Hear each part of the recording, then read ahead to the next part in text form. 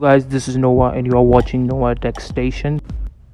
So guys, today I'm making this video especially for all the iPhone fans and Apple fans who wants all the upcoming early updates about the new iPhone 13. And in this video I'm going to talk about the displays of the new iPhone 13.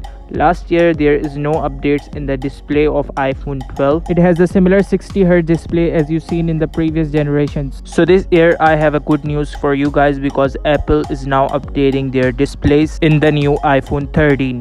So there is some fresh news is coming about the display of the new iPhone 13, which has the new Samsung LTPO panel, as you've seen already in the new S21 series this year. So Apple wants to bring you the similar panel as you've seen before in the S21 Ultra, which has a variable refresh rate. Due to the advantage of variable refresh rate display, this display can change 1 Hz refresh rate to 120 Hz refresh rate automatically when you need it, which can save your iPhone's battery time with a higher refresh rate LTPO OLED display. And it is a big good news for iPhone lovers because this time iPhone fans use a ProMotion display on an iPhone, as we already seen the ProMotion display before on an iPad Pro.